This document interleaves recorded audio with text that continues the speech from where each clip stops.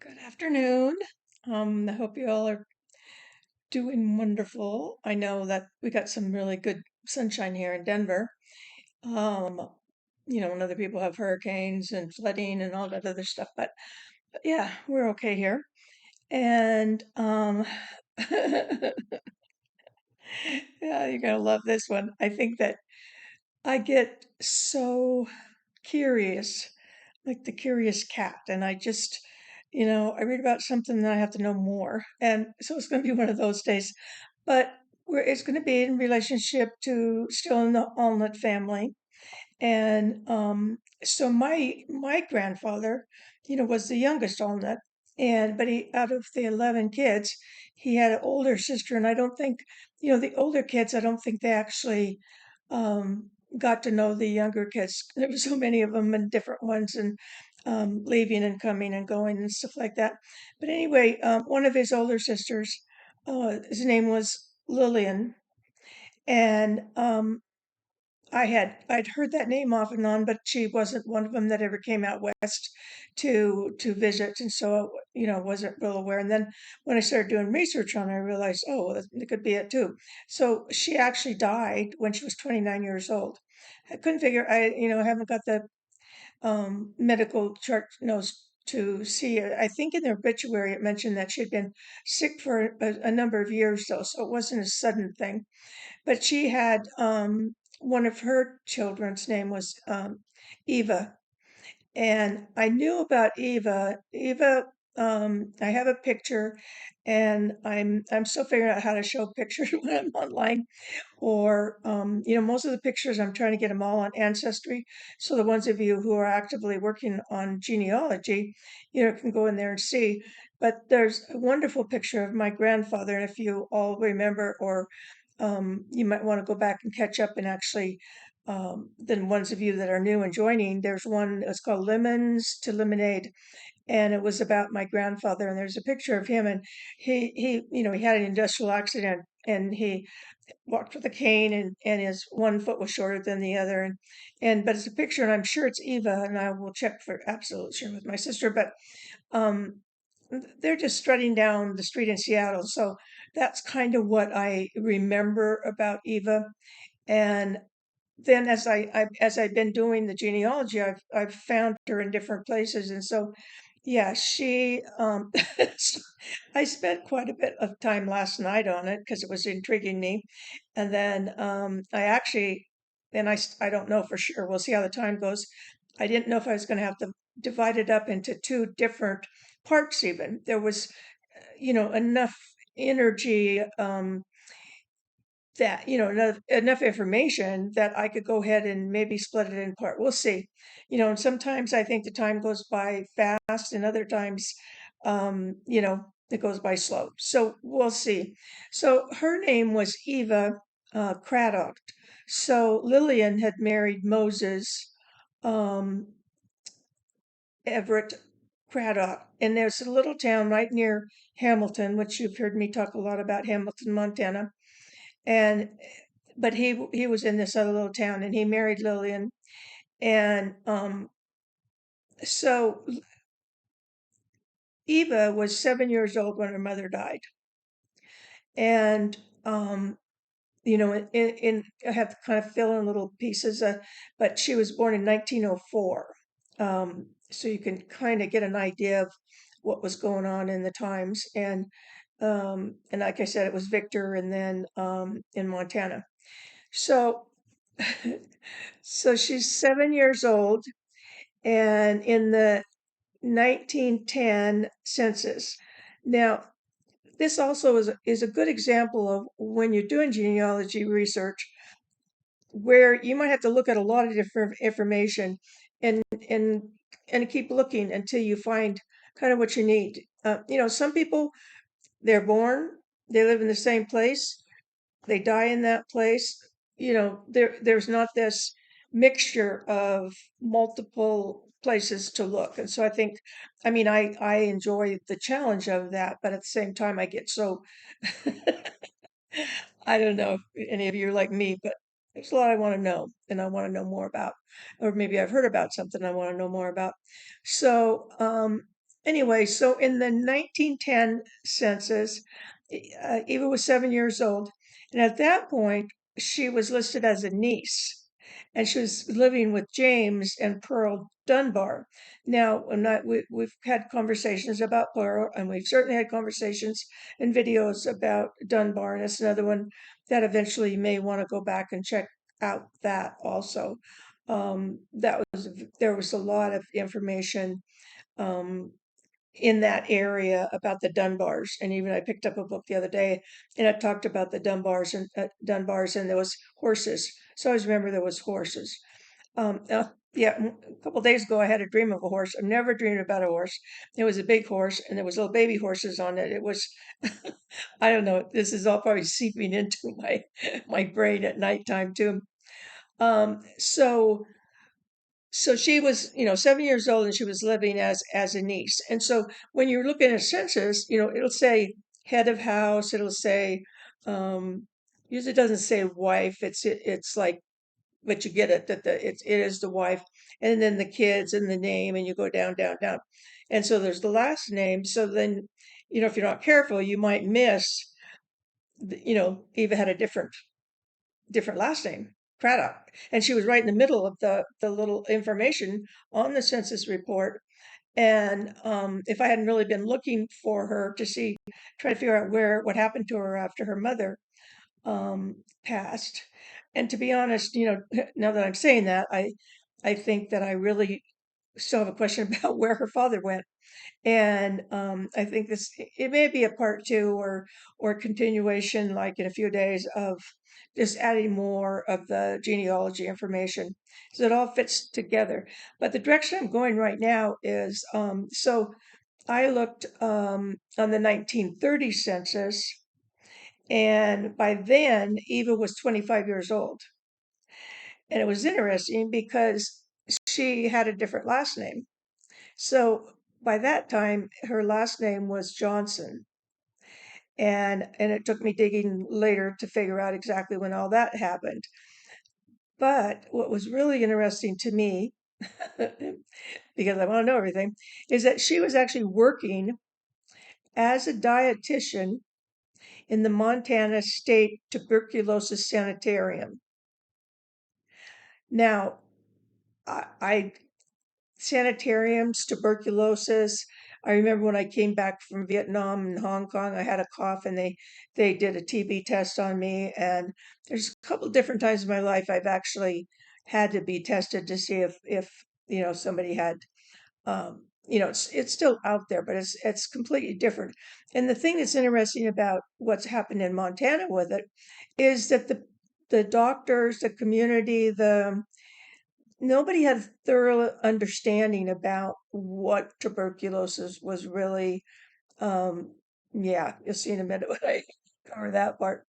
So, so she's working in the sanitarium. So on that census, it's like all the different people listed. It's only like one person all the way down.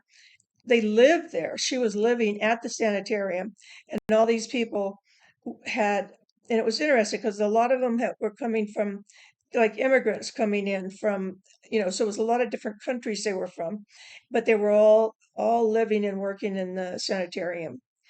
But it was just her name, but it was Johnson now, and but no husband or any other information about her. And I thought it was interesting, the dietitian part of it also. So bear with me a little bit, because I did, most of the time I do all of my stuff just without a script, but I do have some notes here as I'm going along, because I want to make sure I don't leave anything out about this.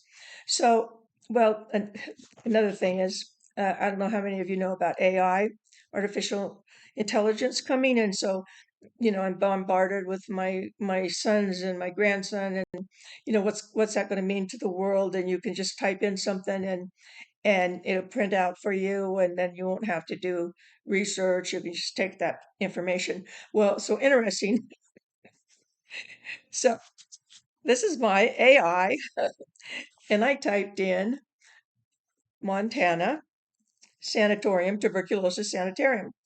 And what I got was so vanilla. There was nothing, I mean, it was good information, but there was nothing in it that was unique. Now, this is basically what they're saying the future is going to be like. So it's almost like a robot back there, and they have fed so much data into it. So if I ask a question like that, then it shoots out 2 pages, which it did. I mean, so and it's not bad information, but it's very, very robotic to me. And so then I had to start doing, working on the information I wanted to get for my video, the old-fashioned way. And so I do um, research, and I may look in Montana's information about it, and Google all of the things, and Wikipedia. I'll see what they say. But this particular amount of information, and I scaled it down and picked and chose what I thought was really important. So that's what I wanted to share. So the very beginning of this starts out, this is what they thought back in the very beginning. Milk, fresh air, and sunlight were all part of the treatment if you had tuberculosis and you lived in Montana, Sanitarium, during the first part of the 20th century. For some reason, when I'd first come across the Sanitarium, I thought there were people coming from elsewhere in droves coming to the Sanitarium. But what happened was it hit Montana twice as hard as it hit any place else. And it hit in Butte, Montana, which was um, an isolated area, and they you know they didn't know what to do, so they decided to really start looking deeper into this. People used to think that tuberculosis was a non-contagious hereditary disease, but doctors finally realized that tuberculosis involved bacteria that spread from person to person. TB was a bacterial infection. So what they basically, if you're looking at it from the standpoint of, milk helping, fresh air helping, sunlight helping, um, keeping people happy or helping, that's all fine and good, except, they didn't have the tools at all. So then some land was donated, and they actually built the sanitarium, and they needed to isolate the people from the other people. And it sounds like it would be kind of a lonely place to a certain extent. No family could visit. There was, it was very regimented, the times that you do each of the things. And I don't know really if I sure, didn't really talk about how the patients felt, if they felt better being there and having this amount of treatment or not, or if this just continued to be kind of like an experiment. Um, so, since TB was contagious, their fear led to the creation of the sanitarium, where patients received specialized, not but also isolated. That was the key thing. They had to isolate them. The sanitarium that rose up near Warm Springs, Montana. So it's kind of on the, I'd say on the central, but down mid-eastern Montana, and they're over in where the mines are. And when I did the Irish stuff, when we met the Ryans over there, and all those stories, it's kind of in that area. Um, but the national average was twice as bad as any place else in the United States. So it wasn't like movie stars or other people coming to the sanitarium to be cured of whatever. It really was needed by the people in Montana. Um, no other Montana town were nearly as lethal as Butte, Montana. And Butte was right in the central part of that. The State Tuberculosis Sanitarium at Galena was part of 40 donated acres next to the Montana State Hospital, and admitted its first patient in 1913. Now, 1913 to somebody like my grandson who is sick, no, he's 11 now, but to me, 1913, when I think it about my parents' age and the years they were born, and it's not that far away. 20, it said then 20 months later, after they admitted that first patient, there was 115. Sanitariums were very different from hospitals. So were the patients. They were isolated from their families, community, and the doctor was the ultimate authority. People could be there for months or years. I thought, that's interesting. The average stay was 300 days. That's kind of a long time to stay there.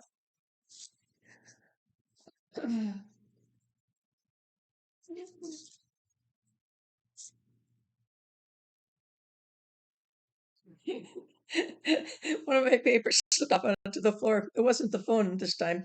I know I had to put myself on pause. I'm getting more in the hang of doing the videos, and I really enjoy them. I look forward to them, and as I'm getting, I was getting closer and closer. I got to do it kind of like when I still have the good light coming in, and I was afraid if I didn't stop now, so I did. That's why I didn't know for sure how long it would be. But I just really wanted to pass this on to you. The primary treatment approach for tuberculosis patients during that era was rest. Everybody used that, fresh air, and a healthy diet. And so Eva, our ancestor, was there preparing the food for these people. Patients at the sanitarium would spend a significant amount of time outdoors. And I remember reading something about that. Engaged in activities like walking and sitting in designated areas. This was based on the belief that fresh air and exposure to sunlight would help improve the patient's condition.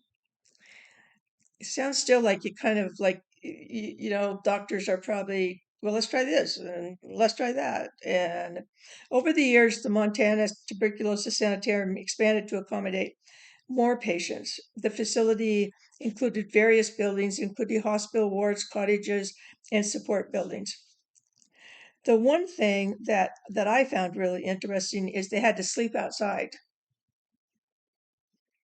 And if you think of being there 300 days, you're going to be there during the winter also, and you're going to go through. Now, if they had storms come in, they'd allow the people to come in and get extra clothes on or something like that. But that was part of their belief system, was that if you slept outside in the fresh air, that this would cure tuberculosis.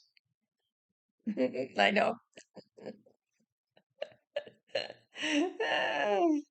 And slowly as they started learning things, I think some of that type of stuff went by the wayside. And then there was a period of time when they actually were admitting children, which I evidently was just adults that were having the um, worst symptoms, but they started bringing children in also. And so they had a regimented activities. It was all outdoors.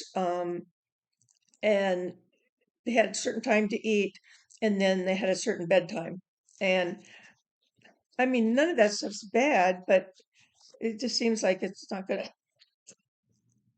So finally, eventually, they actually did get enough information to realize, and realize that it was bacterial, that they were, so they did have medication. And so I think it was like 1919 or somewhere around there is when they actually um, closed it down, and slowly everybody kind of, went their own direction. Now, I would be curious. I mean, when I'm doing genealogy too, I'm just like, God, I would love to talk to this lady, Eva, and find out, well, what was that like? And how did you keep from getting tuberculosis? And, did they sterilize all of the food? Or what about masks? I mean, they definitely had Montana had a closer look at what possibly could come their way, like we have with the pandemic, and you don't really know, and nobody knows. I mean, I know there's all the debates and the arguing and the political part of it, but I think that when you get right down to it, still there's just a lot of unknown factors that are slowly coming out, and all these variants that keep changing. And um, yeah, the other day I went and I got my regular flu shot. It's like I feel a little bit like a pincushion, but since I had polio before the vaccine came out, already have effects from that, late effects from the polio. So I really don't want to get any late effects to COVID if I can all. So I get all my shots. So I think that might be it. And if you have any questions, go ahead and put them in the comment. Anything you want to. talk to me about. So that was the AI stuff. So, but back to Eva, I mean, I guess this is how it is. I do get sidetracked. I enjoy the sidetracked. I feel like I can sleep better knowing that I learned something today. Okay, so she was up there working in 1930, and she was 25 years old, and that's where she was working. So then I did when I did the 1940 census looking for her kids. Okay, so I found out she got married. She married Chris Yvonne Johnson, and I'm a little bit don't know for sure if that's really his name. He was from Bulgaria, and a lot of times when people came in from other countries, they took easier names, easier spelling of names, and um, so he had come in. I think he brought his family, and they were all from Bulgaria. So I thought, well, that was where I started looking. I started looking under his name and then under the kids' name until I found a 1940 census um, that actually showed that it was Chris, and then the two children. So one's Virginia Helen, and Raymond Clyde. And so I don't have the answer. I don't know why she was in the sanitarium feeding those people, or to go, yeah, at the sanitarium, and not with her husband and her kids. So, that also is intriguing to me when I'm doing my genealogy. I come out a lot of times having, questions in it that I had going in. And then in 1932, and this had bypassed me. So I'm talking about 1940, but in 1932, he actually had divorced her, or she divorced him. I'm not sure at this point. See, there's some pieces that I could have stayed all till the sun went down and I couldn't have got my video in. And I just was wanting to get the video in. Um, okay, I'll keep going for a little bit. This is a little bit longer than some of my other videos, but in 1940, okay, now we're still back, so okay, now she's divorced. She's left the sanitarium. In 1940, I find the census. Eva was working as a seamstress with the WPA, which is a government job. Now, I know that, and this had to do with Franklin Roosevelt, and this was all due to the effects of the Depression and them trying to get back on their feet. And him as the president, he came up with the New Deal. If anybody's heard of that, the New Deal, I remember actually, I not so much in college history, but you know, in history when I was really younger. I remember hearing about the New Deal and all the things. And I remember one of the projects was the CCC, and they would hire guides to go out and um, I've experienced some of the things, some of their projects. So down in Ocala National Forest in Florida, there was a spring, and they built it and put all the river rock and cemented it, and it's this great big huge swimming pool, and you could see the water 20 feet deep still bubbling out of the spring. So that was a project that just to get people back to work. And so when I first started reading the articles, it was mainly about getting the men back to work. But then it was interesting because the seamstress thing came up, and I couldn't tell what they were making, but it looked like it wasn't like frilly dresses or anything like that. Were cutting out leather or something, I don't know, they had something. And so she was working there at that point, which is intriguing to me. I mean, it's like, so yeah. So and at that point she listed no children and no husband. Okay, so from then on, and I'm going to have to do more about this Eva lady, because then she married Michael Edward Dudak, and I can't find Dudak as far as that they ever had. I don't think they had any kids. Wasn't married very long. Um, got a divorce, and then the next man she married was named Daniel Henry Lightfoot, and he has a big white beard. He looks like Santa Claus.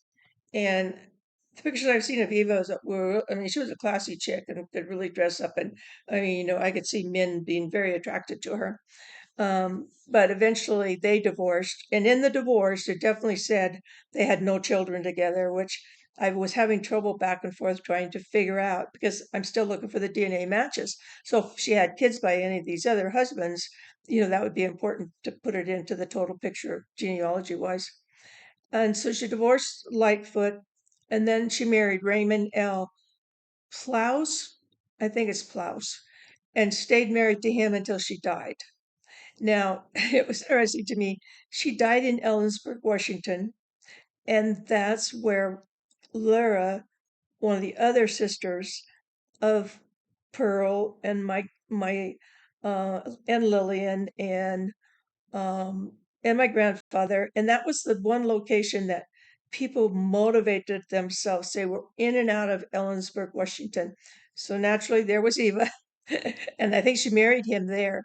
And she has a beautiful tombstone there, very orderly, very nicely designed, and she seemed very happy.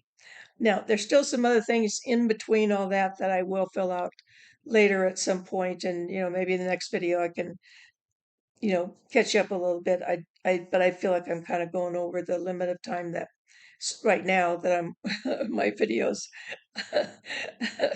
are running about. My numbers are looking good as far as like there's a lot of people viewing what I'm doing, and I think that's great. Although I'm finding that I'm also I just love the fact that I can turn it into a video, and then it's a video about these real life situations that then match into my ancestry.com data that's available also online, and anybody that has an account there, or I think you can actually request a guest account or somebody else can give you an account, so you don't have to be wanting to do genealogy yourself, but it gives you the privilege of going in and seeing and seeing, like you go into my um, tree and you could see all the different things that I talk about, on my videos. I'm in the process of contacting a lot of different people that are on Ancestry right now about the videos so that they, can actually, see some of the stories that go with um, the data. Anyway, it's been really a great time. I'm looking forward to the next time. Bye.